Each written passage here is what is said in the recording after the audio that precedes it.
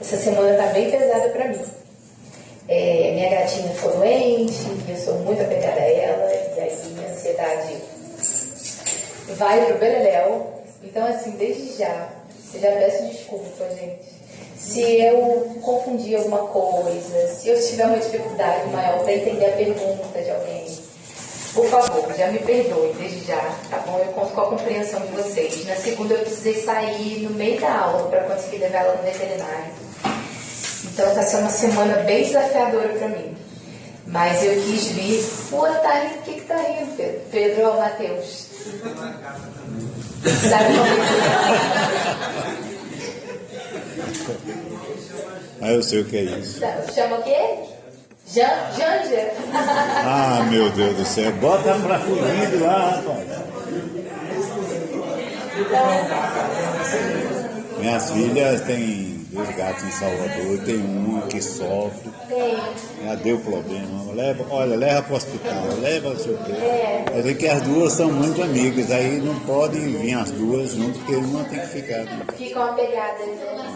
Então, assim, gente, quem tem bichinho aqui, eu sei que sabe como é que é a sensação, né? A gente fica meio atordoado. Verdade. Então, eu conto de verdade com a compreensão de vocês.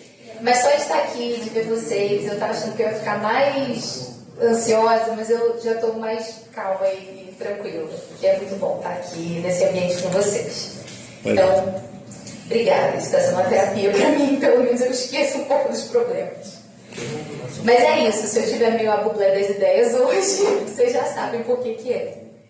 Começando só pela aula passada, vocês chegaram a ver o que eu mandei para vocês no WhatsApp? Você mandou?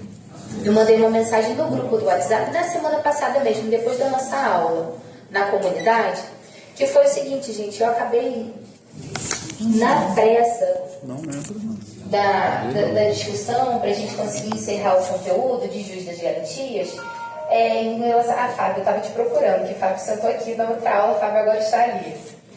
Roubaram seu lugar, Fábio? Ele fez uma cara de... tô aqui, tive que ficar aqui.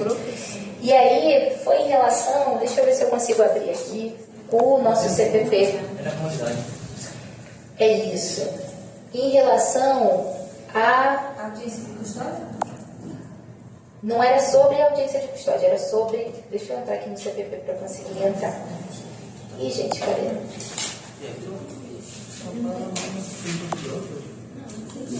Porque isso está no outro slide. Então, tem 2 observações aí. Eu falei sobre a instauração do inquérito, né? Porque Tainara e Fábio tinham me perguntado sobre a iniciativa e sobre a obrigatoriedade de instauração do inquérito. E eu deixei passar, gente. A gente tinha começado isso na outra aula com a turma do 7. E já tinha falado de formas de instauração do inquérito, eu queria reler com vocês. No CPP, deixa eu tentar abrir aqui. Por quê, gente? Tinha de ser nova, né? A senhora tinha falado uma coisa que era exclusivamente presencial.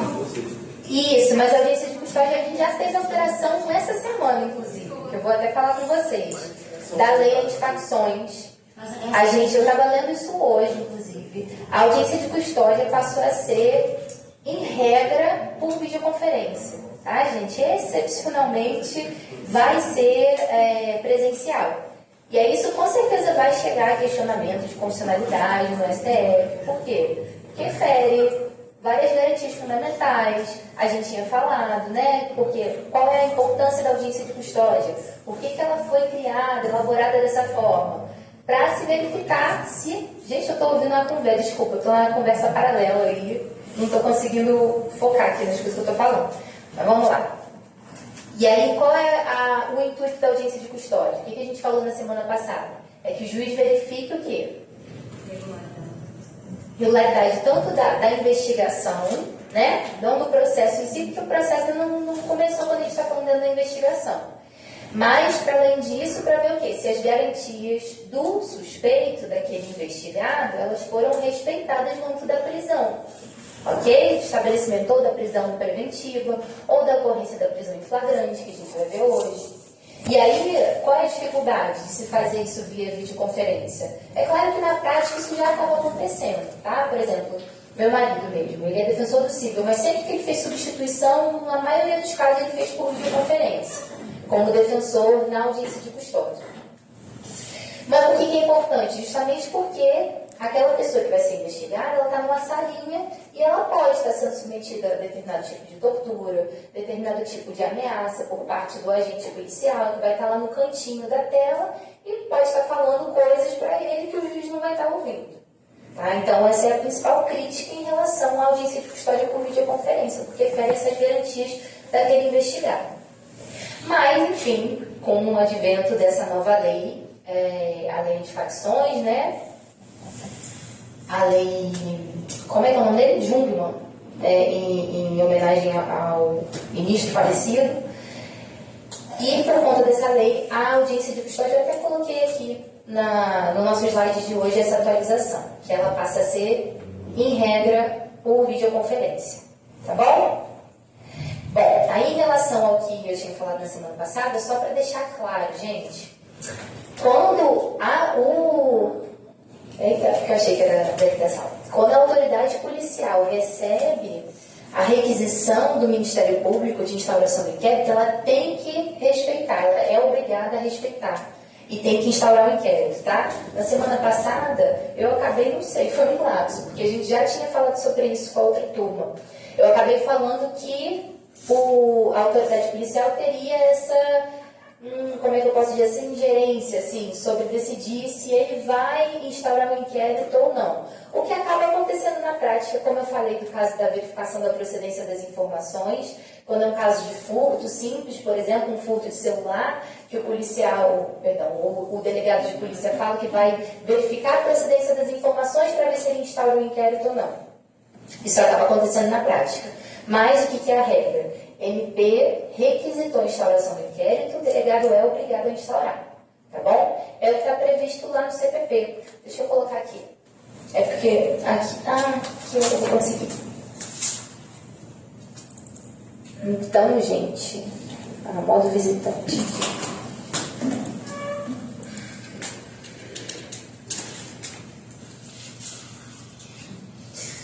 Oxi, o que é isso? Vou botar no Google direto.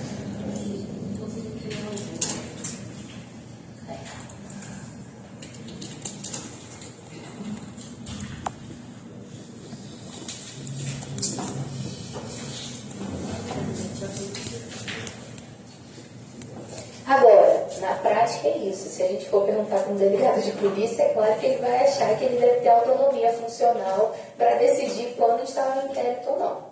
Só que o que a gente vai seguir é o que está previsto no CPP, na lei, tá? Então, quem vai definir isso vai ser a autoridade judicial ou o Ministério Público. Cadê?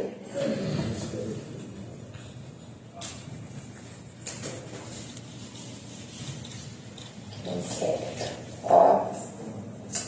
Nos crimes de ação penal pública, o inquérito policial será iniciado de ofício, mediante requisição da autoridade judiciária ou do Ministério Público, ou a requerimento do ofendido ou de quem tiver qualidade para representá-lo. Qual a diferença aqui? Aqui, requerimento do ofendido. Requisição, gente, aí vai ser ordem, tá? Ordem da autoridade judiciária ou do Ministério Público.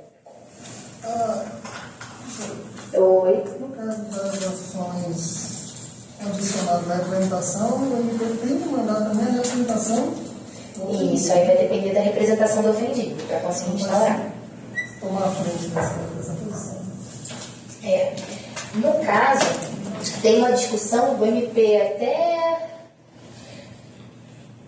oferecer a denúncia e esperar para o ofendido representar, mas aí vai ter que ser dentro do prazo legal, porque se não representar dentro de 6 meses, o que vai acontecer? Decadência, tá? Então aí não vai caber ação penal nesse caso, por quê? Porque a ação é justamente condicionada à representação, mas a gente vai ver isso mais para frente, beleza? Isso que eu estava estudando, eu não entendi que não estava estudando, eu ia verificar a prescrição.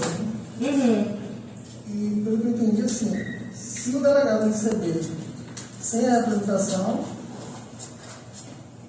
não dá, ele não tem como dar seguimento, porque ele depende, o delegado depende, inclusive, dessa apresentação. Também. Ele pode tomar frente Na da prática, vítima. o MP pede a diligência. Não, mas ele não pode. Não, é isso. Mas o delegado, não, assim, esse delegado ele não pode pedir a vítima para representar. Ou o MP pedir. A vítima tem que ser. Mas é isso que eu vejo na prática.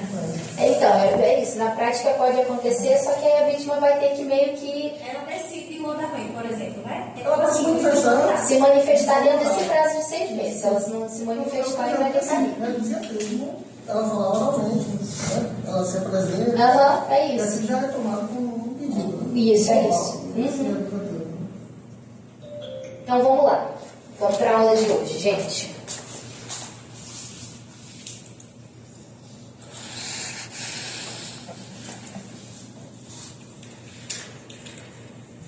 Nossa, que silêncio. Só estou ouvindo as vozes da minha cabeça.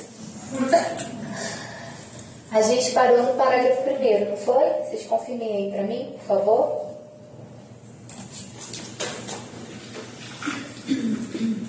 Para finalizar o juiz das garantias. Ai, que bonitinho, caderno de princesa.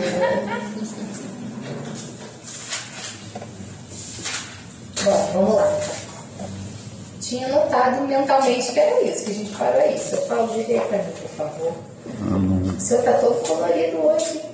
Tá numa beca. Ah, certo.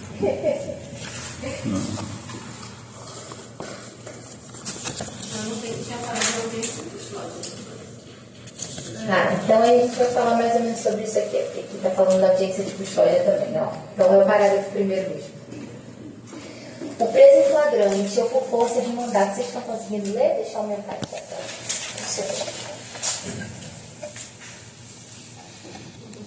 O preso em flagrante ou por força de mandado de prisão provisória será encaminhado à presença do juiz de garantias no prazo de 24 horas, momento em que se realizará a audiência com a presença do MP e da Defensoria ou de advogado constituído, vedado o emprego de videoconferência. Isso aqui agora, o que aconteceu? Caiu. Já tinha caído por conta de entendimento do STF, daquelas ADIs que a gente mencionou na aula passada, dentre elas essa aqui, ó, ADI 6298. Então, o que acontece? Aqui, né, o juiz poderia ser assegurada a ele a realização da audiência por videoconferência, ou até ele podia deixar de realizar essa audiência. Então, o que estava aqui, ó? Portanto, o juiz poderá deixar de fazer a audiência de custódia por impossibilidade fática. Por exemplo, não tem pauta para a realização da audiência, situação a gente vai ver que cabe liberdade provisória. Se cabe liberdade provisória, se o juiz não vai converter aquela prisão em flagrante em prisão preventiva, nesse caso o STF entendeu que poderia suspender a audiência de custódia e ia liberar de uma vez aquela pessoa que está sendo investigada. Ok? E fazer a audiência por videoconferência desde que se verificar a integridade física do preso e verificar a garantia dos direitos do preso. Foi o que a gente falou que era o intuito inicial da existência da audiência de custódia. Né? Só que o que mudou? Com o advento dessa lei que entrou em vigor dia 24 agora, anteontem, a regra passa a ser que a audiência de custódia vai ser por videoconferência. Beleza? Excepcionalmente, a audiência vai poder ser presencial. Deixa eu ler o dispositivo aqui para vocês. Ah, tá, você aqui, esqueci.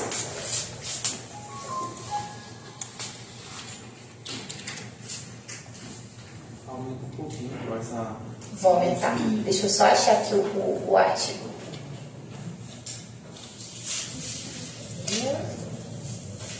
Professora, Oi. na questão da audiência de custódia, sempre que a empresa vai fazer uma audiência, tem que fazer um exame de lesão corporal. Isso foi o que eu até mandei no grupo. Isso, quando a audiência vai ser virtual e tudo mais, no caso vai ter que digitalizar, enviar, como é que ia ser essa questão? Ah, isso a gente vai ter que ver. Isso diz respeito muito mais à tática. Como é uma lei nova, que acabou de entrar em vigor, a gente tem que ver como é que vai ser o procedimento que vai ser adotado e adequado, porque eu misturei as palavras. A gente vai ter que ver o procedimento, tá? Eu vou ver se já tem alguma coisa, se já escreveram alguma coisa, se tem algum artigo falando sobre isso, e aí eu mando para vocês, tá bom? Bom, a princípio, o que pode ser? Não sei se podem protocolar o laudo. Enviar via e-mail. Aí realmente não sei como é que vai funcionar. tá? A gente tem que ver. Vamos lá. Artigo 310A, cadê? Não era aqui não. Era... Ó, aqui, no artigo 310, parágrafo 13. Ó, incluído pela Lei 15.358 de 2026. Em situações excepcionais decorrentes de força maior, poderá a audiência de custódia ser realizada presencialmente, para vocês verem que é a exceção da exceção, mediante decisão justificada do juiz competente, vedada a hipótese, se o ato se revelar demasiadamente custoso ou trouxer excessivo risco à segurança social ou à segurança física do detido. Para vocês verem que é em último do último caso, realmente, né? Vedada a hipótese se o ato se revelar demasiadamente custoso. De que forma, né? Acho que, inclusive, ficou muito aberto esse dispositivo, porque custoso aí no sentido o quê? Financeiro? Custoso para deslocar aquela pessoa que está sendo investigada até o juiz? Custoso. O que é custoso aí, Custoso né? para a justiça. Custoso para a justiça? De que forma vai ser custoso para a justiça, né? Porque, de uma certa maneira, o preso, ele já está preso, está na delegacia. Então, o juiz é que não vai se deslocar. A audiência via vídeo, né? Videoconferência, será como são as outras hoje. Só que você faz videoconferência hoje, você do seu escritório, mas nesse caso aí é da delegacia para o juiz. Deixa a norma assim para deixar de certa forma a critério do próprio juiz. Né? Porque seria meio que uma invasão, se você também determinasse o último ponto, assim, de uma forma muito assim, Exatamente, só que aí a gente está falando de normas de processo penal, né? Então, processo penal, direito penal, o que a gente tem que seguir? Legalidade, né? É muito complicado a gente deixar uma norma muito aberta à interpretação do juiz nesse caso, porque dá aqui a arbitrariedade. O que vai ser considerado custoso para ser a exceção da exceção para realizar a audiência de custódia, né? E aí, o que a gente vai ver, ó?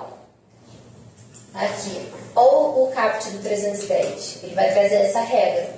Após receber o auto de prisão em flagrante, no prazo máximo de até 24 horas após a realização da prisão, o juiz deverá promover, por meio de videoconferência em tempo real, audiência de custódia com a presença do acusado, seu advogado constituído ou membro da Defensoria Pública e o membro do Ministério Público. E nessa audiência, o juiz deverá fundamentadamente. Aí isso aqui a gente já vai falar, tá bom? Que essas são as hipóteses de prisão provisória.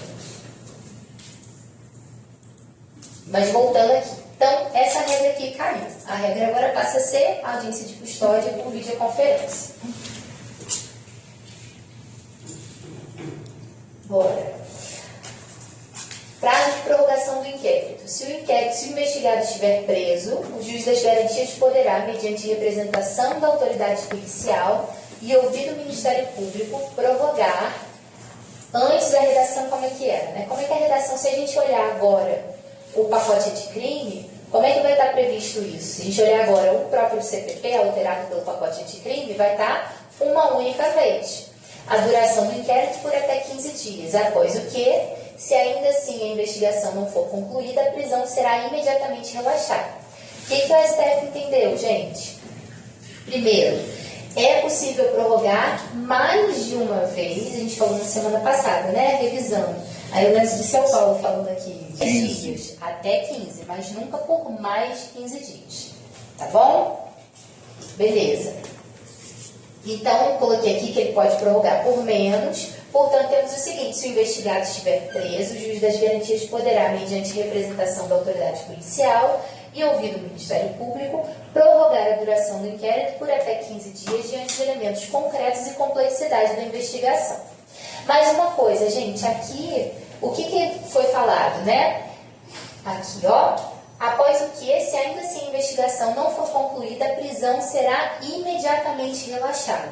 O STF também entendeu que essa prisão não vai ser imediatamente relaxada, tá bom? Foi o que está escrito aqui, ó. A inobservância do prazo previsto em lei não implicará em revogação automática da prisão, devendo o juiz competente ser listado a avaliar os motivos. Então, o juiz vai ter que se manifestar sobre essa manutenção ou não da prisão, sobre esse prazo que não foi cumprido. Porque isso aqui já aconteceu no âmbito do STF, foi quando o Marco Aurélio ainda era ministro. Vocês lembram desse caso? O que aconteceu? Eu acho que foi um líder de alguma facção, não lembro muito bem em que contexto aconteceu. Alguém falou o nome aí? Agora eu não lembro. Eu lembro que o que o Marco Aurélio fez? Ele relaxou automaticamente. Ele viu que já tinha passado o prazo, relaxou automaticamente a prisão. Tá? Então, para não abrir margem para situações assim, o STF entendeu que, não, então o juiz vai ter que se manifestar em relação ao descumprimento desse prazo, tá bom? Antes de decidir se ele vai relaxar ou não aquela prisão. Que é uma relativização também da regra, né? Porque se está estabelecido que não foi respeitado o prazo de 15 dias, tem que relaxar a prisão, era para relaxar. Esse prazo de 15 dias, ele tem um limite? Não, o entendimento da doutrina hoje é de que não tem um limite. Ele pode ir renovando enquanto for necessário para o inquérito. Por que isso, né? É como se a autoridade policial representasse, informasse para o juiz que, doutor, eu ainda tenho 2 testemunhas para ouvir, não consegui recebê-las aqui na delegacia. Doutor, a gente ainda precisa produzir uma prova pericial que ainda não conseguiu acontecer. Então, o delegado vai representando, por aumentar esse prazo, e o inquérito vai se renovando, né? O prazo do inquérito vai se renovando de 15 em 15. Mas é claro que a gente tem que respeitar uma proporcionalidade, né? A gente não pode ter um inquérito durando 2 anos, por exemplo, sem a menor necessidade. Às vezes é um crime simples, ele não é complexo. Por quê? Porque aí, nesse caso, a prisão preventiva desse acusado, ela teria se transformado no quê? Quase numa prisão-pena. Muitas vezes a pessoa fica presa preventivamente mais tempo do que o prazo que ela deveria cumprir de pena, efetivamente, pelo delito que ela praticou. Entendeu? Isso acaba acontecendo na prática, assim. Eu já vi, na época que eu estagiava na defensoria, se eu não me engano, eu vi um caso de um rapaz que estava preso preventivamente uns 4 anos. Porque ele não teve acesso à defensoria, não sabia que ele tinha acesso, depois de um tempo que ele foi saber. E aí você vai ver, às vezes, a pena que seria combinada ao caso, né? No caso de condenação, fosse de 2, 3 anos. Aí o que faz? Responsabilidade civil do Estado, tentar pedir uma indenização, mas aí, e a vida da pessoa, né? Ficou presa esse tempo todo. Enfim, mas deu para entender? Qual é o seu nome mesmo? Brenner. Eu vou perguntando, de quem eu não lembro o nome, eu vou perguntando, tá, gente?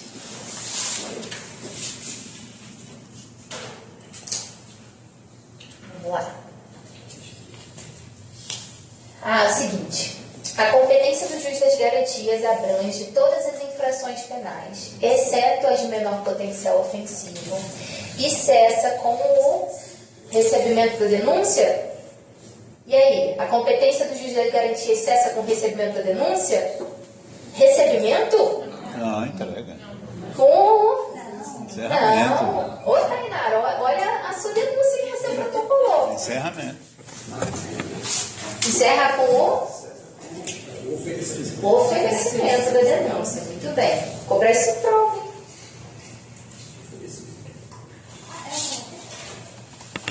Oferecimento. A competência do juiz das garantias se encerra com o oferecimento da denúncia. Quem vai decidir sobre o recebimento ou não da denúncia é o juiz da instrução, não é o juiz das garantias, ok? Esse oferecimento não há nada mais do que o encerramento, né, da investigação. O encerramento da investigação se dá com um relatório e um indiciamento, né, por parte da autoridade policial, nesse caso. Só que o oferecimento da denúncia vai ser atribuição do Ministério Público, né? Então coincide, acaba coincidindo com o final, mas o Ministério Público que vai decidir se tem realmente a justa causa para o oferecimento da denúncia, tá? E aí, gente, segundo o STF, não haverá juiz das garantias. Atenção aqui, não vai ter juiz das garantias. Primeiro, no júri. Mas por que vocês acham? Não leiam aqui não, vamos refletir. Por que vocês acham que não vai ter juiz das garantias no júri? Porque ele não julga, né? Pronto, é isso. Se o juiz do júri, né, o juiz presidente, ele não julga efetivamente, quem vai decidir no júri? É o conselho de sentença, muito bem. Então não tem necessidade de separar os juízes. Já vê um juízo da instrução e um juízo das garantias, ok? Pronto. Competência originária dos tribunais. Também, quando a competência de julgamento for diretamente dos tribunais, a gente não vai ter a figura do juiz das garantias. Vai ter que seguir o regimento de cada tribunal. Caso de violência doméstica e familiar contra a mulher. Também, não se recomenda que outro juiz que não esteja inserido no âmbito da violência de uma violência. E aí ela tem que passar por mais uma vitimização, que é quando ela precisa ir à delegacia para poder se manifestar sobre o ocorrido. Imagina, a gente vai aumentar essa vitimização, vai trazer mais uma etapa de vitimização. Aqui no artigo 3º-C, não há inquérito, mas sim termo circunstanciado. A gente vai falar isso especialmente na aula de GCRIM, tá bom, gente? De Juizado Especial Criminal. E a gente pode ser que revelam a identidade deles para justamente não sofrer nenhuma retaliação pelo julgamento. Então, nesse caso, para preservar também a identidade do juiz, não vai caber juiz das garantias. Tá bom? Então, nesses casos aqui. No resto, a gente vai ter a figura do juiz das garantias. Reexame de medidas cautelares pelo juiz da instrução. Aqui. Recebida denúncia, quem tiver com código aí, já corta, que é oferecida denúncia. Oferecida denúncia ou queixa, as questões pendentes serão decididas pelo juiz da instrução e julgamento, né? Por quê? Porque o juiz da instrução ele já vai receber ou não aquela denúncia, ele que vai decidir sobre isso. As decisões proferidas pelo juiz das garantias não vinculam o juiz da instrução e julgamento, que após o oferecimento da denúncia ou queixa deverá reexaminar a necessidade das medidas cautelares. As medidas cautelares a gente vai começar a ver na aula de hoje, tá bom, gente? O que acontece? Medida cautelar. O que é cautela, gente? O que é a palavra cautela? Não estou falando penalmente, não. Cuidado, prevenção. Prevenção, o que mais? Cuidado, né? É um cuidado, um zelo. A gente tem um dever de cautela. A gente tenha cautela, tenha cuidado ao fazer determinada coisa, ao dirigir.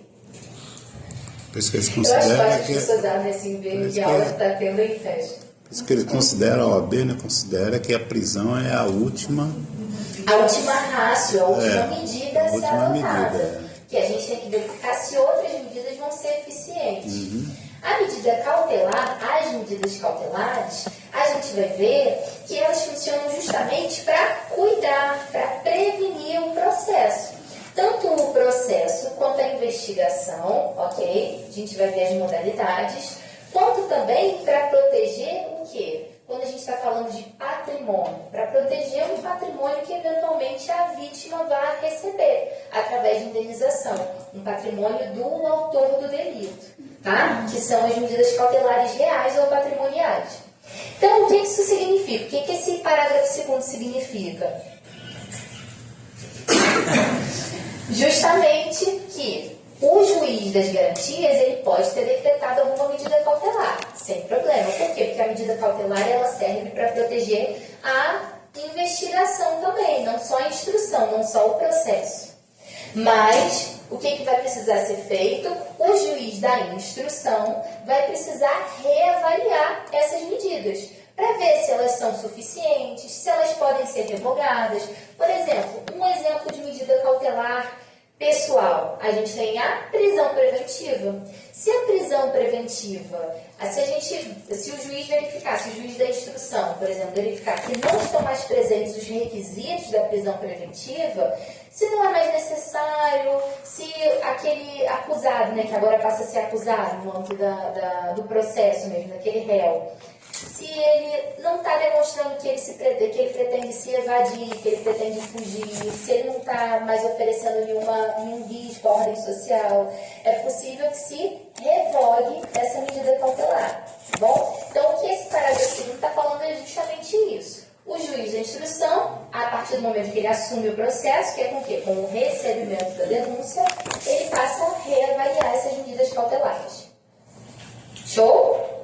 Ok. Então, o STF atribuiu interpretação ação conforme, para assentar que, após o oferecimento da denúncia ou queixa, o juiz da instrução e julgamento deverá reexaminar a necessidade das medidas cautelares em curso, no prazo máximo de 10 dias. Que eu coloquei um exemplo, mas eu acho que ficou bem claro, né? Quando vocês forem revisar o material, vocês dão uma olhada. Vamos ler o exemplo, porque eu lembrei que esse aqui mistura vários conceitos que a gente já viu, dentro do âmbito do juiz das garantias. Então a gente lê junto. Espera, deixa eu só ver no mapa.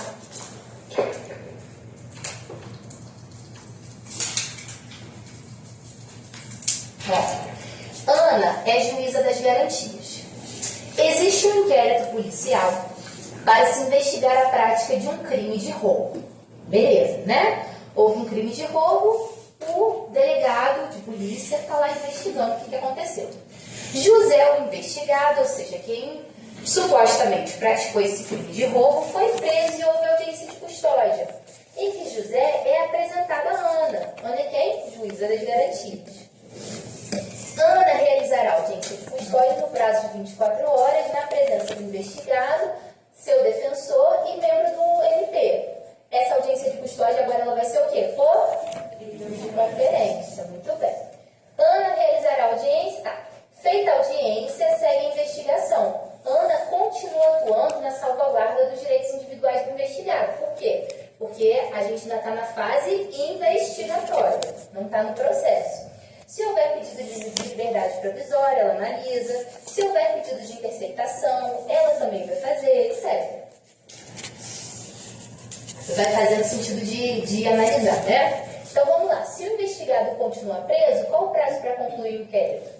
O prazo é de 10 dias, prorrogados de 15 em 15. Terminados os 10 dias, o delegado diz que o inquérito ainda não terminou, porque o caso é muito complexo.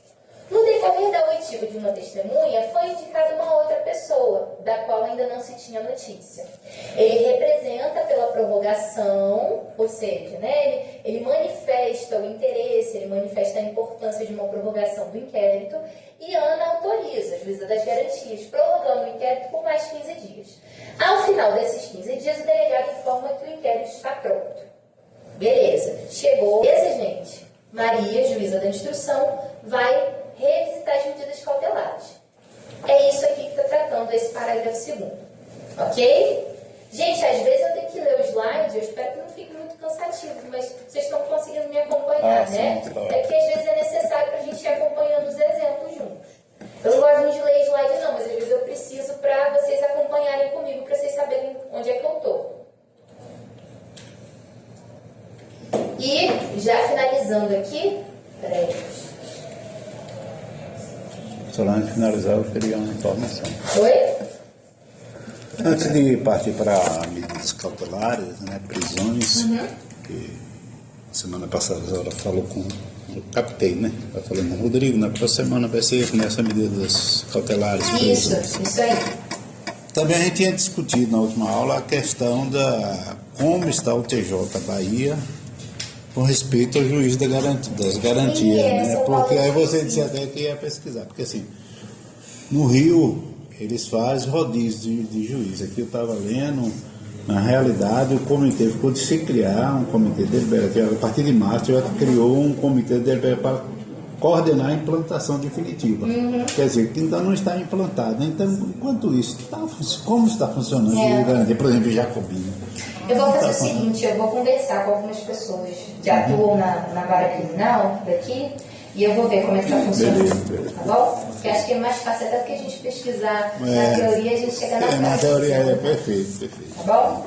Vou fazer isso aí semana que vem, você me manda uma mensagem. Manda, sim. Semana que vem a gente não vai ter aula provavelmente, mas eu mando para vocês pelo WhatsApp. Ótimo. Tá bom? Então vamos lá. Ó, esse dispositivo aqui vai ser inconstitucional, isso aqui é importante, tá, gente? O que ele falava? Os autos que compõem as matérias de competência do juiz das garantias ficaram acautelados na secretaria desse juízo. O que é acautelado? A gente já falou, cautela é tomar conta, proteger. Então, eles vão ficar protegidos, guardados na secretaria do juízo, à disposição do MP e da defesa, e não serão apensados aos autos do processo enviados ao juiz da instrução e julgamento, ressalvados os documentos relativos às provas irrepetíveis, medidas de obtenção de provas e antecipação das provas. O que foi decidido pelo STF? Aqui só continuando, né? Fica assegurado às partes o amplo acesso aos autos apavelados. Qual é a ideia aqui, gente?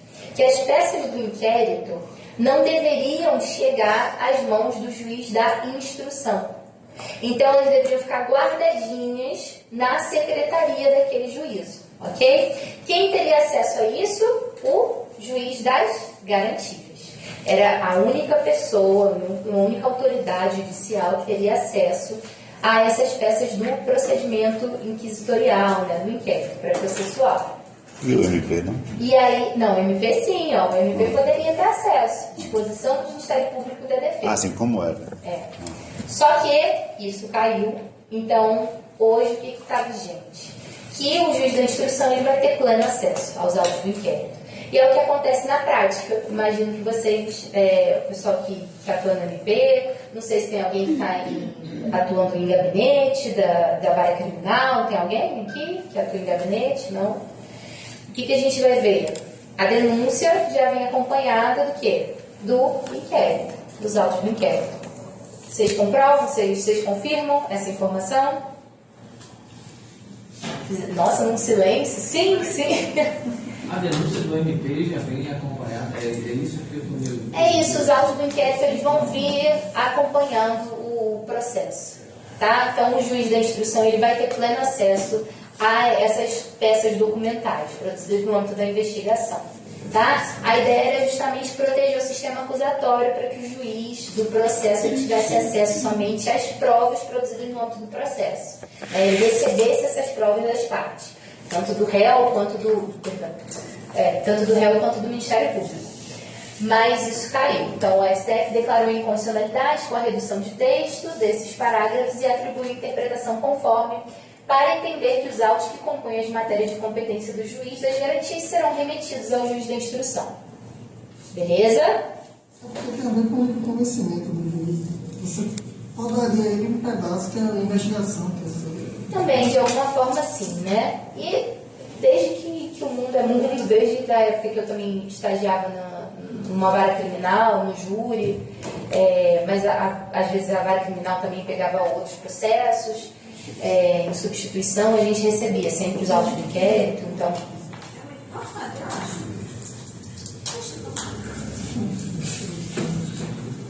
Acaba que na prática, sim, né? É que a ideia principal é de que a prova... Não, então... O que acontece? O elemento de informação ele se torna prova quando ele quando ele passa pelo contraditório ampla defesa. Então a ideia é de que o juiz da instrução aqui ele estaria tendo acesso a peças do inquérito que não passaram por contraditório ampla defesa. Então, assim, foi produzido interrogatório do réu, não necessariamente ele estava com um advogado, defensor ali. Nesse caso, o que foi feito na investigação fica fora do... Não vai ficar mais fora. O STF entendeu que vai para a instrução. O juiz vai receber tudo. Nesse momento aí vai ter o contraditório e a defesa, no caso. Quando tiver produção probatória dentro do processo. Mas o juiz ele pode ler tranquilamente aqueles autos do inquérito, vai ver os elementos de informação que foram produzidos sem passar por contraditório pela defesa e aquilo vai fazer parte do livre convencimento do juiz. Na verdade, assim... Na prática, que eu vejo assim, salvo a antecipação de provas, tem a questão do que, assim, o que é apontado pelo inquérito, o delegado aponta, vamos fazer apontando, assim, ela está ali e tal. Isso o juiz, ele vai ver que existe aquilo, ele vai ver se aquela informação foi trazida como elemento de prova nos autos. Então ele consegue meio que assim, saber se aquilo que foi investigado efetivamente foi casado ali. Você acaba podando um pouco isso, sabe? Eu acho que assim, acho que cabem críticas, tanto é Ele não pode que se basear somente no que está no inquérito. no que está no inquérito, não pode, isso inclusive tem entendimento jurisprudencial, tem súmula nesse Mas a dúvida é sentido. o seguinte, nesse momento aí, o advogado, a defesa, ele pode, pegar isso aí e rebater, no caso, na instrução, ou não? Aqui não, porque é entendimento consolidado do STF, da DI, então não tem o que fazer. O juiz pode ter acesso sim às peças do inquérito. Não, eu sei o critério, né? Agora, o que pode fazer é, por exemplo, questionar como é que eu posso dizer? Questionar a confissão feita no âmbito administrativo, no âmbito policial ali. Questionar em que sentido foi feita aquela confissão, falar que naquela época ele não foi assistido por um advogado. Não pode? Não, pode. Poder você pode arguir tudo, não por defesa. A falta de advogado não invalida. Não invalida, mas questionar, você pode questionar no sentido de que a pessoa pode ter sido oprimida ali, pode ter sido convencida a falar uma coisa que não é verdade. Se ele não tem, que pode acontecer também. se ele não tem advogado. Essa testemunha ela é ouvida, ela não vai ficar só naquele momento. Sim, exatamente. Tem que passar por um contraditório aí, né? Mas de alguma forma o juiz está tendo contato com elementos ali que não passaram pelo contraditório. E tem um ponto. Então, assim, é de se questionar, mas... E tem um ponto aí que é interessante, porque aí ainda está na fase de inquérito, né? Não, saiu do inquérito. Quando eu falo assim, o que houve, se foi assistido por um advogado ou não, na fase do inquérito. Não é isso? Nesse caso, que não tem um advogado, a Defensoria Pública pode? Poder pode. Tem braço mas para não isso? tem. Na realidade é essa, tem braço, não tem estrutura para isso. A defensor não atua em inquérito. Impossível. Não tem estrutura. Impossível. Dá conta nem de processo, vai dar conta de inquérito. Mas tem uma defensora do Rio que defende essa Quando eu estou atuação. falando assim, a questão do inquérito, né, aí quando foi oferecida é porque já terminou o inquérito, ok? Mas vai continuar o processo. Sim. Vai continuar o processo. Então, aquele princípio básico, o que não está nos autos não está no mundo. O que não está no mundo. Pois então, o inquérito, a ideia do inquérito é que ele é o quê? Inquisitorial. Ele não é pautado pela ampla defesa, do contraditório. Então, tudo que é Seria na produzido segunda aqui é fase. produzido de uma fase meio unilateral. Ali é muito a partir da discricionariedade do entendimento do delegado de polícia. Era do inquérito, é o início do... Eu entendo que o inquérito facilita muito, assim. Quando eu atuava na defensoria, no tribunal do júri, por exemplo, eu olhava, e na vara criminal, eu olhava o inquérito para confirmar, para ver se estavam batendo os depoimentos das testemunhas. Eu concordo com isso. Mas, por outro lado, eu penso que seria interessante se o juiz da instrução não tivesse acesso a essas peças. Eu estou dando exemplos assim, por exemplo, no inquérito se aponta, por exemplo, a presença de documentos. O juiz da instrução não vê os documentos, ele, por necessidade de dúvida dele razoável, ele pode requerer os documentos. Cadê esses documentos? Estão foram juntados, estão lá, não estão? Porque o juiz pode, ele não pode, ele não está. Não é que ele vai atuar como Será que pode? ele não vai atuar como deve, mas dá dúvida dele. Se está ali constatado que houve, olha, havia documentos, sabe? Sim, os documentos estão ali, ele pode sim, pode tirar sua dúvida, ele pode. O juiz não está, ele não é também, apesar de não atuar como advogado. De parte, mas para a sua dúvida. Então, o que a gente tem? A gente tem previsão legal de que o juiz ele pode requerer a produção de provas complementares, no sentido dele tirar uma dúvida, por exemplo, sobre o processo. Existe posicionamento contrário, no sentido de que isso seria uma atuação, por exemplo, Aurélio Lopes Júnior vai defender que não caberia, exatamente, não caberia essa atuação ativa do juiz na gestão de provas. Porque sistema acusatório envolve essencialmente gestão de provas. Se o juiz ele está gerenciando de alguma forma a prova, não deveria ele está se contaminando. Okay? Só que o STF já entendeu que cabe essa atuação complementar. Mas se já havia um inquérito, a gente está falando assim, por exemplo, já houve caso, a gente não acompanha há muito tempo, já teve um caso com documentos físicos de uma testemunha que deu uma declaração, teve um caso assim, e a testemunha foi mais encontrada. O advogado, eu fui, arrancou, grito e engoliu. Tipo assim. Mas que estava no inquérito, isso? Estava no corpo físico das investigações. Então, assim, se você vê, o juiz, a minha dúvida é, o juiz não produz a prova, ele. Mas se está no corpo, porque o juiz está, é distinto aos autos, mas se está nos autos, o corpo da investigação, dizendo que ele tem documento foi encontrado, que aquele documento por algum motivo não está ali, ele vai requerer o documento, ele pode. Por que ele não pode fazer isso? Se está, faz parte do próprio ato da investigação, se está constado então, como elemento. E aí eu vou trazer um outro ponto. Por quê? Porque o artigo, o 156, inciso 2 do CPP, ele vai falar que o juiz pode determinar a produção complementar de prova. Aí Não vai investigar. não vai investigar. Então, porque assim, porque uma coisa eu tenho uma prova, eu quero tirar uma dúvida, eu quero dirimir um questionamento sobre aquela prova, e eu determino a produção de outras provas. Isso é uma coisa. Agora, o juiz olhar um inquérito e determinar a produção daquele elemento de prova ali do inquérito. Não é determinado. Ele quer saber onde está o documento que estava na investigação. Foi mencionado que aquele documento foi juntado. Mas foi mencionado. Foi juntado aonde? Assim, de repente. Hoje não acontece tanto isso, porque hoje é online. Dificulta muito assim. Você não entende que quem deveria ter falado isso era o MP? Na denúncia? O juiz está tomando o lugar do acusador. Eu vejo, por exemplo, aquela denúncia, inclusive que não tinha nada a ver, ela denúncia era cristã. E aí estavam, sim, cadê os laudos do carro que dizia que também, além disso, o veículo era liberado. Vários outros crimes, mas não tinha laudo nenhum que comprovasse que não fez. E aí? Cadê?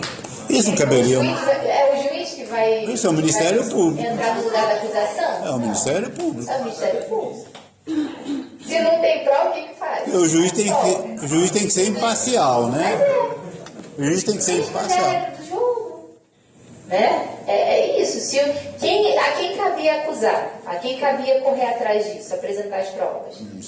Ao MP. O juiz não pode entrar no lugar do MP. É o que está lá no artigo 3º B do CPP. O juiz não pode se miscuir na atuação do Ministério Público. No caso, seria uma invasão de prerrogativa do juiz em relação ao Ministério Público. Em resumo, ele vai julgar o que está lá. Fechar aqui, porque senão. É isso? Exatamente. Exatamente. O advogado vai seguir aí. No caso, ele vai julgar Então, o que está nos autos. Até porque, por exemplo, se a denúncia ela estiver inepta, se a denúncia estiver faltando informações muito relevantes ali, como é que o réu vai poder contradizer, né? Vai apresentar a resposta à acusação dele? Vai falar contra-razoável. Contra-razões é depois, lá em recursos. Então, isso acaba ferindo a ampla defesa também. Só que é uma questão que gera debate. Eu vou pesquisar, vou ver se tem mais alguns artigos sobre isso. Vocês suscitam debates interessantes e profundos aqui. Eu tenho o livro do Auri, ele questiona basicamente todos os dispositivos que falem sobre gestão de prova pelo juiz. Ele entende que não caberia, porque se o sistema é acusatório, se tem dispositivo prevendo gestão pelo juiz, de ofício, ou no sentido de o juiz ter um ativismo em produzir, em buscar provas que deem seja a condenação, por exemplo, violaria o sistema acusatório, seria inconstitucional, tá? Mas os dispositivos ainda estão aí. Então, assim, não foram, a maioria deles não tiveram a constitucionalidade questionada ainda, então dá para aplicar. Tá? Agora, o 156, inciso 1, realmente não tem como, porque fala do juiz produzir de ofício prova. A minha dúvida foi em relação, não o juiz buscar a prova nova, não foi essa, foi o juiz questionar aquilo que já apontava no próprio corpo dos autos. A do inquérito. Sim. É do Não, inquérito, assim, o juiz está entrando no lugar da acusação. Mas eu estava falando assim, em documentos que deveriam ter, se constar que aqueles documentos foram, por exemplo, numa busca e apreensão. Documentos, documentos. Esses documentos são importantes para o convencimento do juiz. Mas o juiz ele não tem que se convencer. Não, mas do não que tem tá. que se convencer. Não, mas não na Tem que investigação. convencer do que é levado a sério. Não, mas entenda, é isso que eu estou falando. Mas o que é levado, eu estou falando, se no corpo dos autos já consta que aquilo ali foi. Mas aquilo não foi levado até ele. Se não Aquilo tá lá, é da investigação, não é o que está ali, que é parte do processo da instrução. Não passou pela instrução. Isso é papel do Ministério Público, de quem acusa mesmo. Não tem. Gente, vamos só. A gente continua esse debate em outro momento. Só vamos finalizar aqui. Deixa eu só ver o que está faltando. Aí a gente finaliza e vamos para o intervalo e depois a gente começa medidas cautelares, tá bom? Ok. Vamos lá. Cadê? Outra coisa, ó. Outro dispositivo que foi considerado inconstitucional era que falava o seguinte: o juiz que na fase da investigação praticar qualquer ato incluído nas competências do artigo 4º e 5º desse código, né? Ou seja, que atuar no inquérito, ficará impedido de funcionar no processo. Isso não está em vigor, tá? O STF considerou esse dispositivo aqui inconstitucional e falou o seguinte: é possível sim que o juiz das garantias atue na instrução. Mais uma vez, proibido dançar na cozinha, mas se quiser pode. Porque basicamente o juiz das garantias não fica legalmente impedido de atuar na fase de instrução. Se for o caso, se tiver ausência de juiz, por exemplo, por conta de distribuição administrativa, ele vai poder atuar. E aqui, o juiz das garantias será designado. Isso aqui foi uma observação que o Rogério Sanches trouxe, que eu achei interessante, porque ele falou o seguinte, ó: ele será designado. Na verdade, ele não vai ser designado, tá? Ele vai ser investido, conforme o STF sustentou, aí conforme as normas de organização judiciária. O que é isso, né?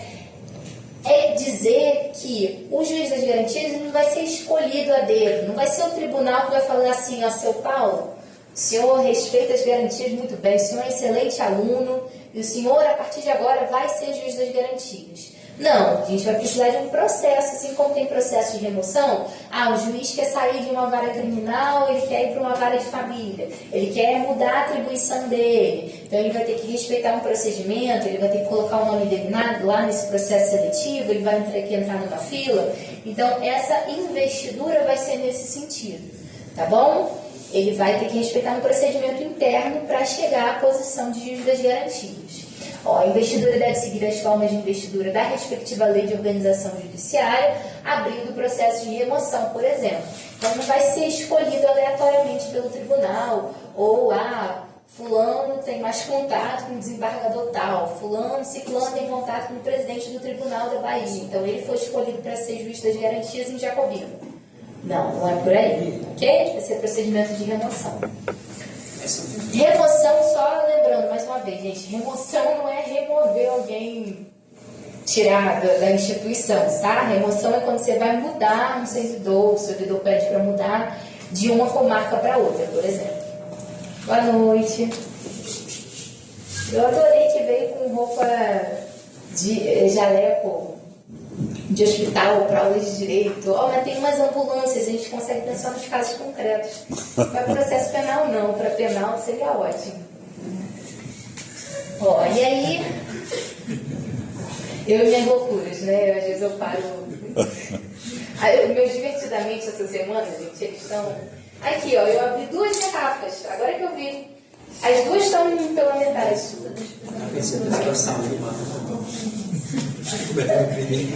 Só fechando aqui.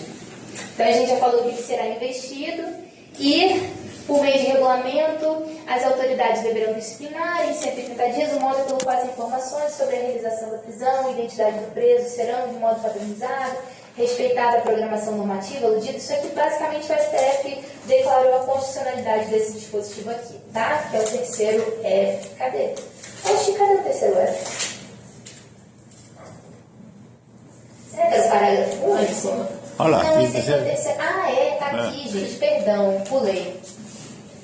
É isso, que aqui eu tinha falado do investido. Terceiro F.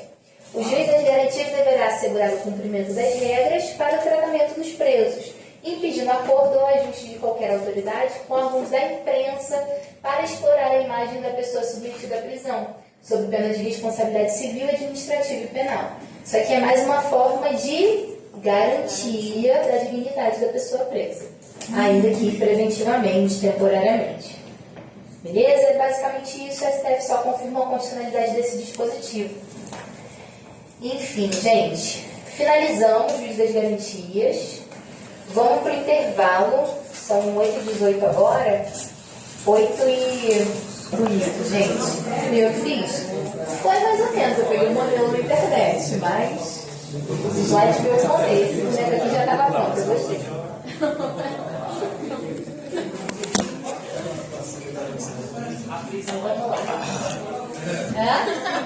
Vamos lá. É legal que tem do nada cortou aqui, ele tinha um instrumento para mostrar que não é definitivo, não é a não é a saída. Vamos lá, gente.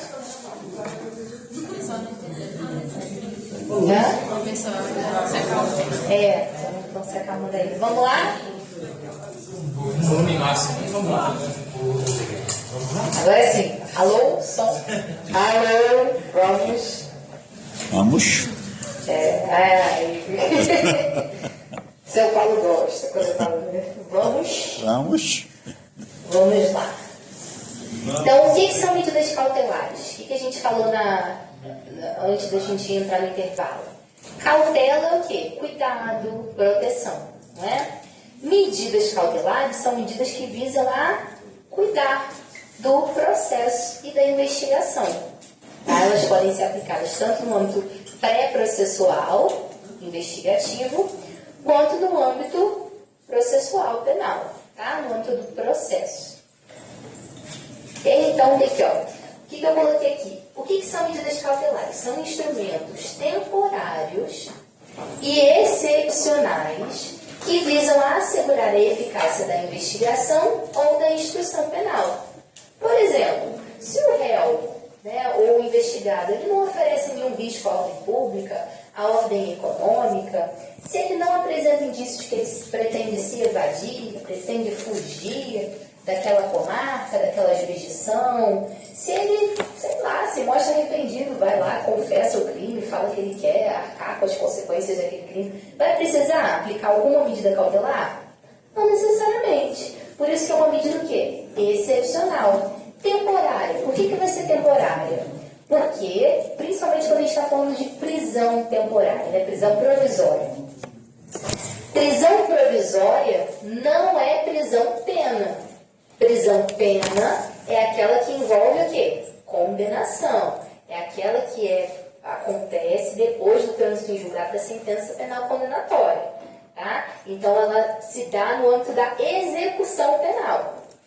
Ela não vai ser temporária, quer dizer, vai ser temporária, mas vai ter esse caráter de definitividade depois, né? Ela não é perpétua nesse sentido. Mas ela tem esse caráter de definitividade, porque é depois do trânsito em julgado. A prisão provisória, aí vai ser completamente diferente. Ela vai ter o quê? Um objetivo diferente. O objetivo aqui não é punir, aplicar uma sanção àquele indivíduo. É, na verdade, proteger o processo e a investigação. Por isso que a gente chama de cautelar. Beleza até aí? Ok. Então, eu coloquei aqui, ó, cautela, cuidado, zelo, atenção. Exemplo prático. Coloquei um exemplo do dia a dia. Se vai chover, o que eu faço? Ó, choveu hoje, inclusive, né? Antes da gente vir para a aula. Ó, Lorena tá aqui. Lorena, por favor, levante o item que você trouxe. Não precisa abrir ele, não. Se empolgou. Só sacode o guarda-chuva aí. Lorena fez o quê? Ela viu que ia chover. Ela se precaviu?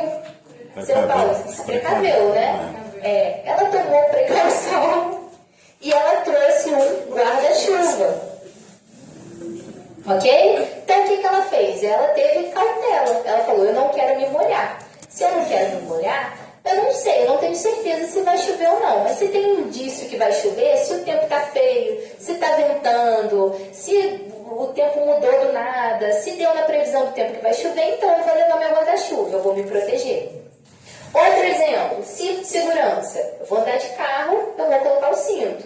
É porque eu tenho certeza que vai acontecer um acidente? Não, cruz credo. Deixa eu até bater na madeira. Eu sou meio doida com essas coisas. Sou ansiosa. E aí, o que acontece? Mas eu vou colocar o cinto de segurança por precaução, porque eu vou me proteger, ok? Ainda que não aconteça, mas se, por exemplo, eu ver que tem indícios de que pode acontecer. Geralmente, o que a gente faz, né? Aqui eu ando de cinto em qualquer lugar, mas, por exemplo, eu estou no banco de trás. Às vezes a gente andando por aqui pela cidade, a gente acaba, né, esquecendo de colocar o cinto. Ok, isso pode acontecer. Mas quando a gente vai para a estrada, cinto, até no banco de trás. Por quê? Porque a gente sabe que realmente lá na estrada tem uma chance maior de acontecer alguma coisa. Né? Ainda que não aconteça, mas tem uma chance maior. Tem indício de que pode acontecer um acidente mais grave, por exemplo. A ideia da medida cautelar é justamente essa. No processo penal, a ideia é similar. Medidas cautelares podem ser adotadas para que o investigado ou acusado, por quê? Porque eu estou falando no âmbito da investigação ou do processo, não deixe de responder ao processo, seja fugindo, seja se desfazendo de bens para não arcar com a responsabilização civil. Então, por exemplo, o cara está sendo investigado, está sendo processado por um crime de lavagem de dinheiro e ele tem um patrimônio muito grande, ou então por estelionato, e aí a pessoa, a vítima, ela vai querer um ressarcimento ao final do processo. Com a condenação, ela vai buscar responsabilização civil também. E aí o que ele faz? Ele se desfaz de todos os bens, ele sai vendendo tudo. Para quê? Para se evadir dessa obrigação que possivelmente ele vai ter no final do processo. O objetivo da medida cautelar é o quê? Proteger esse patrimônio para que a vítima possa ser ressarcida ao final. Ok? Para não arcar com responsabilização civil, ou ao final seja ainda prejudicando a produção de provas contra ele, né? O que a gente tem aqui? Que eu tentei pegar umas imagens dentro do PowerPoint, mas as imagens ficaram meio ruins. Não estava saindo direto do Google. Aí eu coloquei um homem gritando ali uma mulher, mas é mais no sentido de ele estar ameaçando uma testemunha, tá? Eu coloquei essas imagens para vocês lembrarem, fixarem. Então, por exemplo, se tem indício de que aquele investigado está ameaçando uma testemunha para ela não depor contra ele, ou para ela falar que ele é inocente, ou para ela trazer um álibi a favor dele, o que ele está fazendo? Ele está atrapalhando o andamento do processo. Ele vai atrapalhar o andamento até a conclusão final desse processo. Por isso que a gente vai ter uma medida cautelar específica para ser aplicada nesse caso.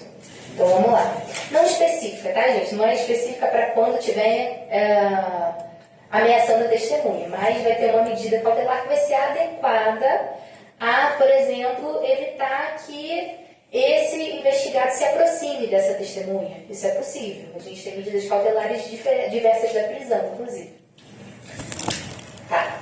Então, o que eu coloquei aqui, né? Que a gente vai falar sobre medidas cautelares reais, pessoais e probatórias. Hoje a gente vai falar especialmente das reais e vamos começar as pessoais, tá bom? E a matéria da prova vai encerrar aqui. A probatória tenta um questionamento doutrinário, então a gente vai tentar encerrar nas medidas pessoais.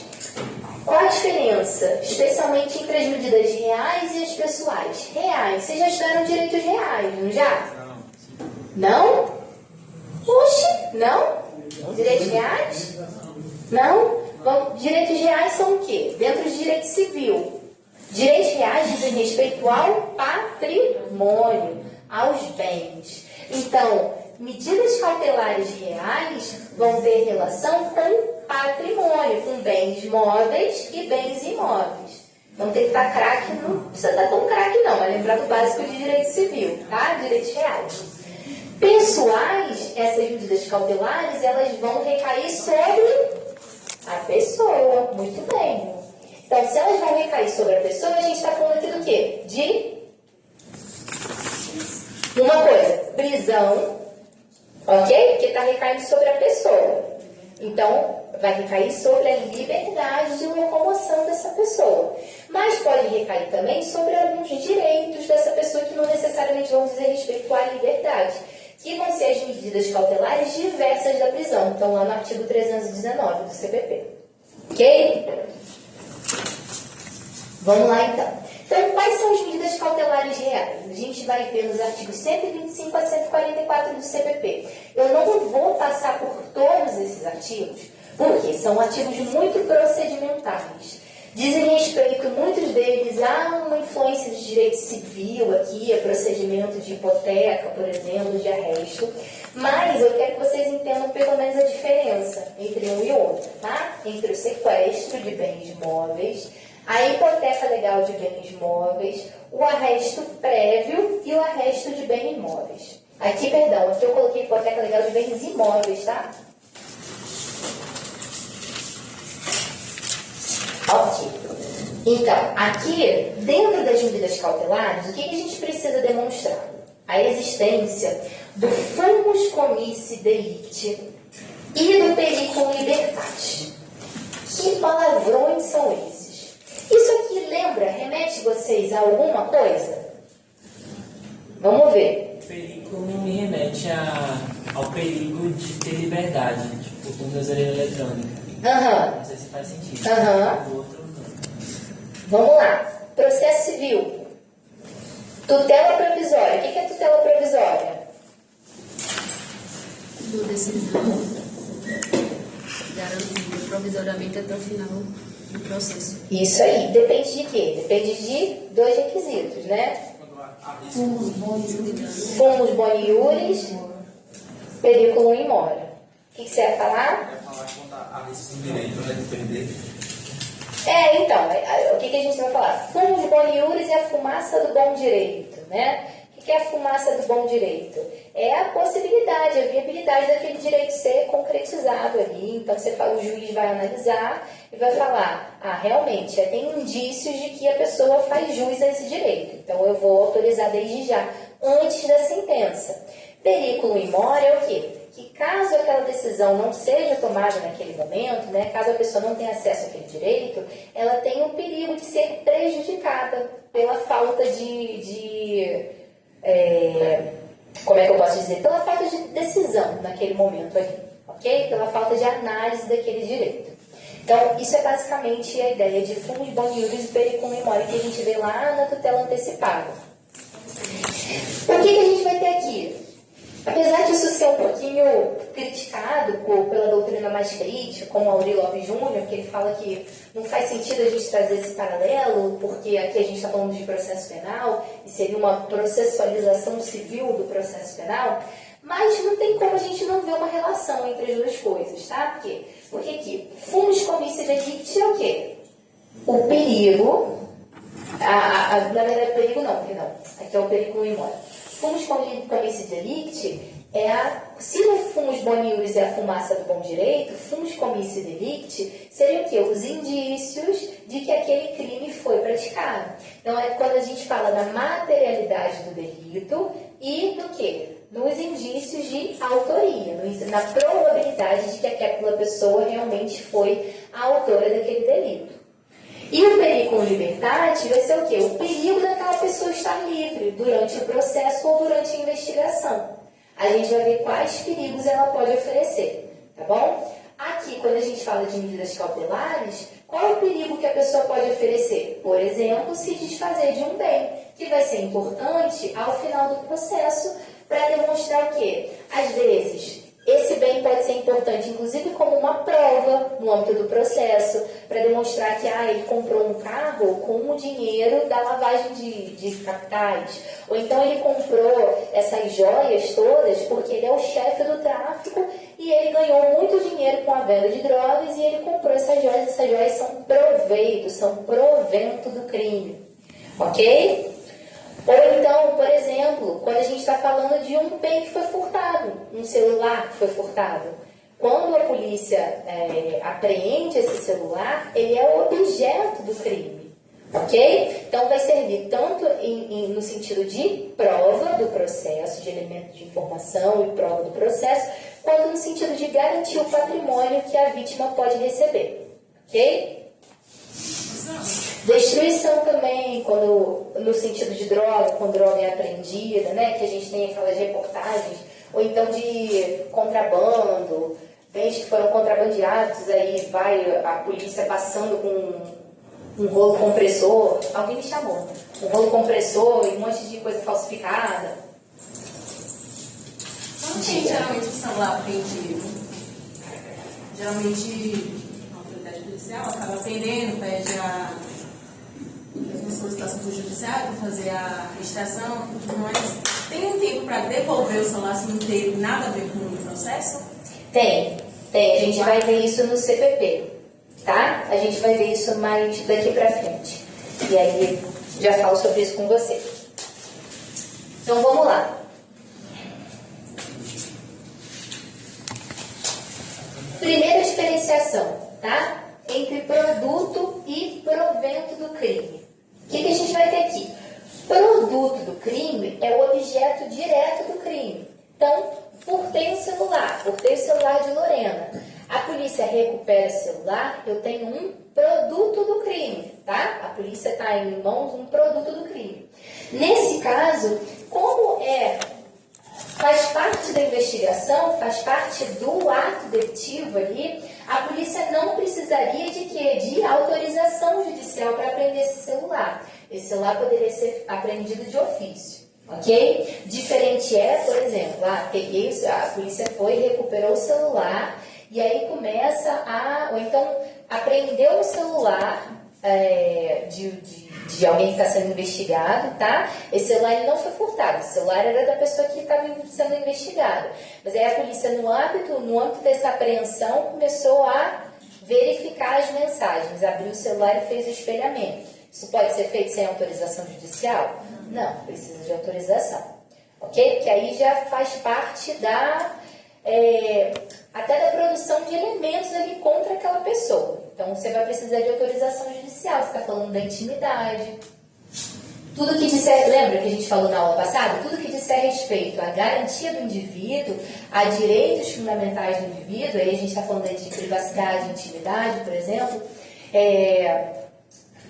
também direito ao silêncio oh meu Deus, presunção de inocência, tudo nesse sentido vai precisar de quê? De autorização judicial do juiz das garantias, beleza? Tá, enquanto isso, o provento do crime é um pouquinho diferente, na verdade é um pouquinho parecido, né? Proveito e provento é a mesma coisa, desculpa. Produto é uma coisa, provento é outra. Provento é a especialização do produto. Então é o quê? É o colar que foi comprado pelo traficante com dinheiro do tráfico. É o carro que foi comprado pelo estelionatário lá de Tigrinho e ficou exibindo na internet aquele carro que ele comprou com o dinheiro dele. Vai ser o quê? Provento do crime, ok? Então, joias personalizadas compradas pelo chefe do tráfico, ok? Nesse caso, para sua constrição, ou seja, para o seu bloqueio, vale-se do sequestro, que é uma medida cautelar real que a gente já vai ver. E o sequestro, ele vai ser determinado pelo juiz, ok? Porque não faz parte, não é objeto do crime. Aí precisa de quê? De uma investigação, para saber se efetivamente aquele bem, ele veio como um proveito do crime ou não, porque senão a polícia poderia apreender qualquer bem da pessoa sob qualquer justificativa e falar, não, é porque eu tenho certeza que isso aí você só comprou através da sua atividade delitiva, da sua atividade criminosa. Não, aí precisa de autorização judicial. E aí vamos lá, o que fala o artigo 125 do CPP? Caberá o sequestro dos bens, aqui ainda está com trema, porque não existe mais. Caberá o sequestro dos bens imóveis adquiridos pelo indiciado com os proventos da infração, ainda que já tenham sido transferidos a terceiro. O que é isso? Traduzindo, tecla SAP. Caberá sequestro, essa constrição, esse bloqueio de um imóvel, então de uma casa, por exemplo, obtido com provento da infração.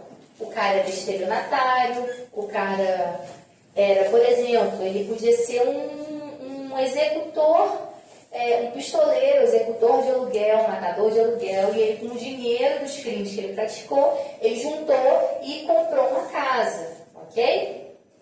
E aí, por exemplo, se a vítima, as vítimas, né, vão requerer ao final, não a vítima do homicídio, mas assim, a família, né, o CAD, cônjuge, ascendente, descendente, irmão, se vai pedir uma compensação ao final, uma responsabilização civil, o que a gente precisa? A gente vai pedir o sequestro desses bens para que elas possam receber a indenização ao final. Então, para a decretação do sequestro, bastará a existência de indícios veementes da proveniência ilícita dos bens. Ok? Então, indícios veementes é o quê? Indícios fortes, indícios convincentes de que aqueles bens vieram realmente, foram adquiridos com dinheiro sujo, com dinheiro do crime. Beleza. Aí aqui, o que a gente tem, né? Proceder-se ao sequestro dos bens móveis, se verificadas as condições aqui. Ó. Primeiro a gente falou do sequestro de bens imóveis. Aqui a gente está falando do sequestro de bens móveis, se verificadas as condições previstas no artigo 126, não for cabível a medida regular. O que isso significa, né? Se a gente tiver indícios veementes da proveniência ilícita dos bens, então um exemplo anterior, bem móvel, pode ser as joias, não pode? Aquelas joias de ouro do Bagdá. O Bagdá usa na novela várias joias que eu aposto que são todas de ouro maciço. O que vai acontecer aqui? Né? Se tiver indício veemente que ele comprou essas joias através do tráfico, do dinheiro do tráfico, e se não for cabível busca e apreensão, proceder-se a esse sequestro dos bens móveis. Deixa eu pegar uma água aqui.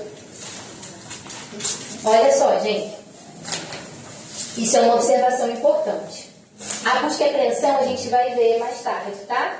Porque ela é um meio de obtenção de prova. Ela não vai ser considerada uma medida cautelar, apesar de se confundir um pouco. O sequestro não poderá recair, aqui é um R, sobre bens lícitos adquiridos antes da prática do crime. Então, por exemplo, vai que o Bagdá já tinha comprado uma casinha antes de ser traficante. E nesse caso, a casinha que ele comprou lá na chacrinha não vai poder ser objeto de sequestro. Por quê? Justamente porque o próprio artigo 125 vai falar, olha só, caberá o sequestro de bens imóveis adquiridos com os proventos da infração. Se foi adquirido antes de praticar aquela infração, não vai caber o sequestro. Ele quer sair do crime agora, né? Ele quer ser artista, né? Artista plástico. Alguém falou? Aqui. Minha fã de BBB também, e de novela. E aí eu coloquei um exemplo prático, gente. Vamos lá. Regina é uma empresária influente, mas passa a ser investigada por lavagem de dinheiro. Durante as investigações, descobre-se que ela adquiriu uma mansão de luxo com valores provenientes de atividades ilícitas. Que atividade? Lavagem de dinheiro. O Ministério Público demonstra indícios de que o imóvel foi comprado com o dinheiro do crime. Então, ele mostrou lá notas fiscais, demonstrou que realmente tinha um fluxo direto que demonstrava a lavagem de dinheiro e ela lavou o quê? Comprando a casa, por exemplo. Medida cautelar aplicada. O juiz determina o sequestro do imóvel, ou seja, o Estado congela esse bem para garantir que ao final do processo ele possa ser confiscado ou utilizado para reparação de danos, ok? Então ele pode ser confiscado pelo Estado ou usado para reparar os danos de eventuais vítimas aqui. E aí o que a gente vai ter que observar, né? A proporcionalidade. Nesse caso aqui de Regina, vamos supor que no crime dela tenha desviado R$1 milhão, ok? E o imóvel dela vale 10 milhões. Não é proporcional que esse imóvel seja confiscado valendo 10 milhões se o patrimônio movimentado pelo ilícito, né, se todo o dinheiro que foi movimentado pelo crime foi de 1 milhão. Vocês concordam? Que é desproporcional. Ok? Então, ó, deve-se ponderar o valor dos bens sequestrados e os ganhos supostamente obtidos com atividade criminosa. Não é possível se falar no sequestro de uma casa avaliada em 3 milhões quando o suposto crime praticado foi um estelionato de 10 mil reais. Aqui dá para a gente ver com muito mais clareza, né? E quem pode requerer o sequestro? O juiz de ofício, o requerimento do Ministério Público ou do ofendido, ou mediante representação da autoridade policial, poderá ordenar o sequestro em qualquer fase do processo ou ainda antes de oferecida a denúncia ou queixa. Então, se esse bem, se esse patrimônio está correndo algum perigo de ser dilapidado, é possível que essas partes ou o juiz de ofício decrete essa medida cautelar. Tá bom? Gente, vocês dão um segundo, preciso fazer um xixi. Porque eu não fiz no intervalo e aí eu estou um pouquinho apertada. Um segundo, já vamos.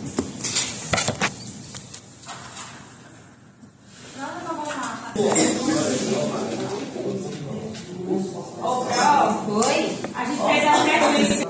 Eu acho que não unificou a turma no sistema. Então eu tenho a turma do 6º e a turma do 7º. Mas não tem problema não, que só assim eu vou... Não sei se eu vou conseguir gravar o nome de todo mundo. É muita gente. São uns 13, professor. Quando chegou a minha vez, eu coloquei. Comecei a colocar aqui. Eu citei. Deixa eu botar aqui esse médico. Aí é filme, né? Vamos lá, mas vamos finalizar, gente, para eu liberar vocês.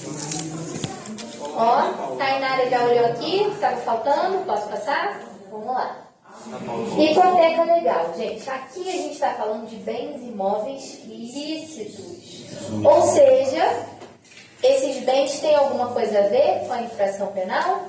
Não, eles são lícitos. Diferente do sequestro, que são ilícitos.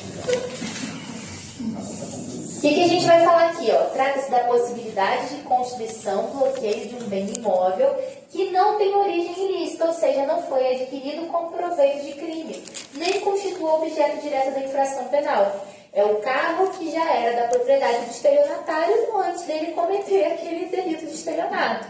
É a casa que já era do traficante antes dele praticar algum crime relacionado ao tráfico.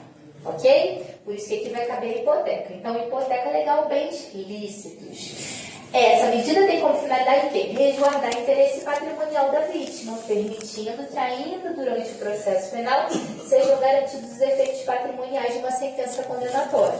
Ok? Então, é o estelionatário que praticou um crime contra... Vamos lá.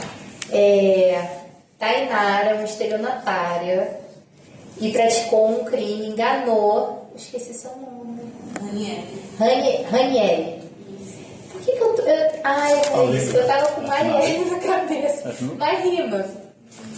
Ranieri. Então, praticou um crime de estelionato contra a Ranieri. O que ela fez? Ela vendeu um celular para a Ranieri, falou que era original, era iPhone Pro Max 17, aquele laranja. E aí, quando a Ranieri recebeu, ela viu que era, na verdade, um aparelho da Shopee falsificado. Uma situação dessa, inclusive. Ah, mentira. Sério? Mas era da Samsung, na verdade. Oh, meu Deus, gatilhei a menina. Ó, sentiu. Então, foi Tainara. Foi Tainara que te fez isso, tá? E aí, o que a gente vai fazer? A gente vai acessar, porque você quer o dinheiro do seu iPhone, né? Você pagou lá, quanto que, nem sei, 20 mil. Você pagou 20 mil, Tainara, no Pix. Falou assim, hoje eu estou com dinheiro, caiu o dinheiro na minha conta, eu vou pagar para a Tainara no Pix, os 20 mil. E a Tainara mandou um celular da Shopee para você. Quando você recebeu, falou, não, peraí, né? Ela vai ser responsabilizada criminalmente. Ok. Só que aí, Tainara estava dando indício de que ela queria o quê? Se desfazer de toda a grana que ela tinha, de todo o patrimônio que ela tinha, para ela não ter que responder civilmente, para ela não ter que te pagar o dinheiro que ela pegou de você através do estelionato. Ok? Então, nesse caso, o que a gente vai fazer? Por exemplo, Tainara, você via ela na faculdade todos os dias, você via que ela vinha com uma bolsa mil, chiquérrima, que custava por volta aí de uns 25 mil, que é um valor proporcional com o que você está querendo. Então, a gente vai pedir o quê? Aqui a gente vai pedir a hipoteca legal de bem imóvel, porque a gente está falando, né, de um bem... Como é que eu posso dizer? É um bem móvel aqui, né? A gente está falando da mochila. Mas vamos pensar num bem... porque aí... Me dê uma ideia aí, gente, de um bem móvel que seja num valor similar a um iPhone. iPhone hoje em dia, né? Não tem como. Uma bis. Uma bis.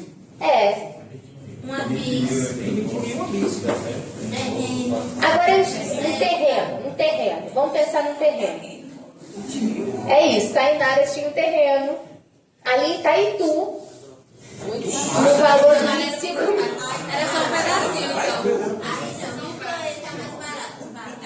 Vamos pensar, um terreno lá do Genipapo. Cachoeira Grande. Um terreno do Genipapo, valendo mais ou menos 25 mil. O que a gente vai pedir? A hipoteca desse terreno, tá bom? É um bem lícito, mas a gente está garantindo o dinheiro do seu iPhone. A que ponto chegamos? Um iPhone valendo um terreno no Genipapo.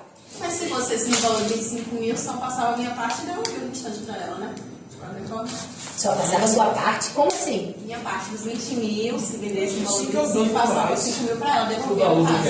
Então, mas por que a gente quer isso? Na verdade, você não vai adquirir esse terreno agora, não. Mas o que vai acontecer? Você vai garantir para que você tenha alguma coisa para pedir a ela no final do processo. Se ela não tiver esse dinheiro para te pagar, você já tem alguma coisa. Tá bom? Exemplo prático. Ricardo é investigado por praticar um crime de estelionato, causando grande prejuízo financeiro à vítima, Clara. Vamos pensar em outro nome agora. Seu Paulo é investigado por praticar um crime de estelionato contra Daniela?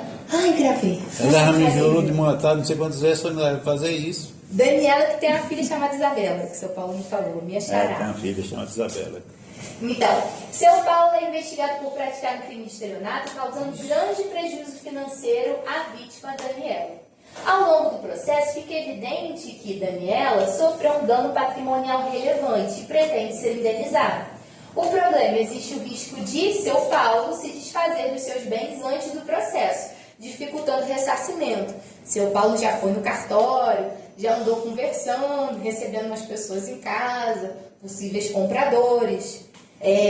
Mateus e Ediclan foram vistos batendo um papo com seu Paulo, falando assim: quanto que o senhor está querendo nesse imóvel, nesse terreninho lá em Itaituba, que agora está show de bola. O que pode ser feito? A vítima, né, no caso Daniela, ou, por exemplo, cônjuge, ascendente, descendente ou irmão, se a vítima for falecida, ou o Ministério Público, pode, em casos específicos aqui, enquanto assistente, poderá requerer ao juiz a inscrição de hipoteca legal sobre o imóvel de propriedade de seu pai. Ok? Então, o imóvel continua sendo dele. Só que o que a gente vai fazer? A gente vai gravar de um ônus. Assim, seu Paulo tentar vender, o que vai acontecer? O comprador vai ser informado de que aquele imóvel está sendo hipotecado e, para além disso, o bem ficará vinculado à futura indenização. Então, ainda que a pessoa tente comprar, ainda que Ediclan arremate e fale assim: ó, seu Paulo, esse terreno é meu, eu vou construir aqui um resort em Itaituba, vai ficar uma maravilha. E eu confio na sua inocência. Eu confio que o senhor vai ser absolvido e não vai precisar pagar nada. Ainda assim, se seu Paulo for condenado pelo estelionato contra a Daniela, o que vai ter que fazer? O bem vai ficar vinculado à indenização, ainda que Ediclan tenha adquirido. Ok?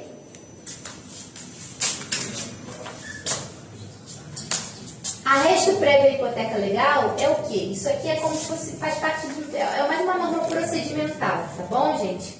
Porque antes de ser declarada a hipoteca, mediante cartório de registro de imóveis, o que vai poder acontecer? O arresto provisório. O arresto do imóvel poderá ser decretado de início, revogando-se, porém, no prazo de 15 dias, se não for promovido o processo de inscrição da hipoteca legal. É como se fosse uma hipoteca prévia, tá bom? Essa é a ideia. E, fechando aqui, arresto de bens móveis lícitos. Então, é o caso do quê?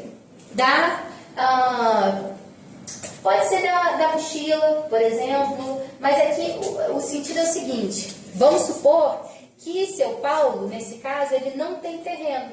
Ele não tem terreno para arcar com a indenização de Daniela. Mas ele tem uma JBL em casa, ele tem um relógio Rolex, ele tem 3 canetas banhadas a ouro. Então, ele tem bens que conseguem chegar junto para arcar com essa indenização. O que a gente vai ter aqui? Ó? Se o responsável não possuir bens imóveis ou os possuir de valor insuficiente, poderão ser arrastados bens móveis. Aqui, ó, ou os possuir de valor insuficiente é o quê? Seu Paulo até tem uma casa, mas é uma casinha muito simples me falem aí uma região rural de Miguel Calmon. E eu não sei quanto é que custa uma casa simples em Miguel Calmon, tá, gente? Eu já não tenho tanta experiência assim, imobiliária aqui. Mas que não chega ao valor da indenização como é que eu posso dizer? Do prejuízo financeiro que Daniela teve com o crime que foi praticado por seu Paulo. Ok? Então, nesse caso, o que vai acontecer? Vão poder ser constritos, arrestados os bens móveis suscetíveis de penhora, nos termos em que é facultada a hipoteca legal dos imóveis. Então, o relógio de seu Paulo, Rolex, que é um relógio lícito, que ele comprou com o dinheiro dele. Ele comprou antes dele se tornar um estelionatário. Os bens mais caros que ele tiver em casa, então uma geladeira Brastemp, 4 portas, uma televisão de 65 polegadas, eu não sei, de 80 polegadas, isso tudo vai poder ser arrestado para arcar com a responsabilização civil. Ok? Gente, basicamente é essa ideia que eu quero que vocês tenham na cabeça em relação à medida. Só acertou no televisão de 65, só. Ah, mas aí a gente imagina, na outra aula... Não, só acertou na televisão. Que o senhor tem uma televisão de 65. Só isso, só. Tirou onda, hein? Né? Tirou onda. Não, mas é a única coisa. Mas a gente aqui trabalha com imaginação. Na aula de TGP eu falei que o menino Arthur tinha uma geladeira, 2 portas, cheia de Chandon, caviar. E aí, coitado, ele perdeu com a Elba. Que a Elba por causa dos dele. Isso é tudo um exemplo. Não existiu nada disso não, tá, gente? Gente, isso aqui é basicamente o que eu quero que vocês saibam em relação a medidas cautelares reais, tá bom? Por quê? Porque na prática, e o que vai mais ser cobrado em prova, etc., vai ser medidas cautelares pessoais, que vão ser as prisões e as medidas cautelares pessoais diversas da prisão, que está lá no 319. O que eu queria tentar ver com vocês? Eu só vou... Tá, mais 5 minutos, tá? 5 minutos eu libero vocês. Então a gente vai iniciar medidas cautelares pessoais. As medidas cautelares pessoais, como a gente já falou, elas incidem sobre quem? Sobre o indivíduo, sobre a pessoa, né? Então vai incidir sobre a liberdade desse indivíduo, a liberdade de locomoção, quando a gente está falando de prisão, ok?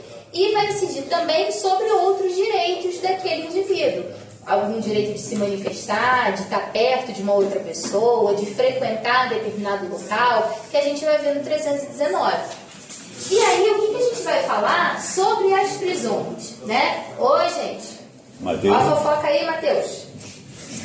Mateus, pai da Janja. Então, quais são as medidas, né? Quais são essas medidas? As prisões provisórias e as medidas cautelares diversas da prisão. As prisões provisórias vão se dividir em 3 espécies, ok? Prisão em flagrante delito, que seria uma medida pré-cautelar, porque é antes mesmo de você garantir o processo de investigação, é mais uma atuação da polícia, que vai chegar naquele indivíduo ou no momento que ele está praticando crime, ou quando ele acabou de praticar. A gente vai estudar a preventiva e a temporária. Então, prisões provisórias são o gênero do qual temos 3 espécies: prisão em flagrante, prisão preventiva e prisão temporária.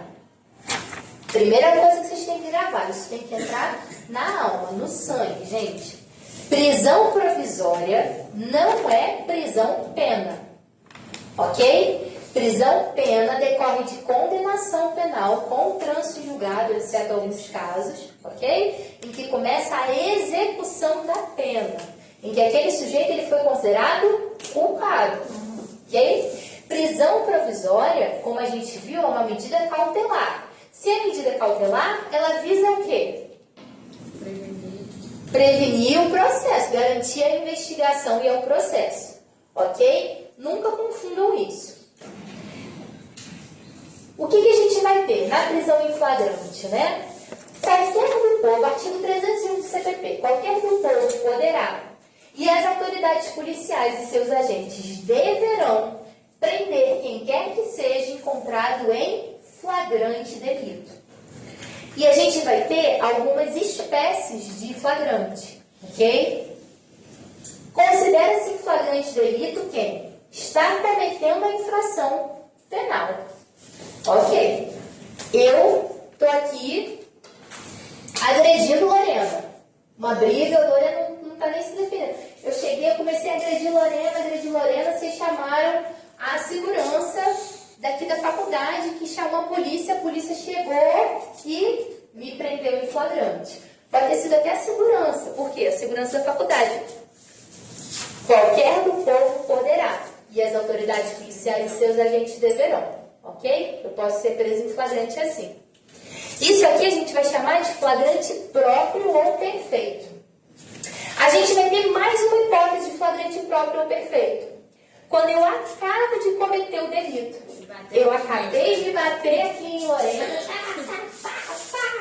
Lorena, você não gosta de direito penal? Como assim? E saí correndo. O pessoal fala assim, a polícia está chegando. E eu saio correndo. E a polícia me pega ali na porta. Ok? É isso. Acabei de cometer a infração.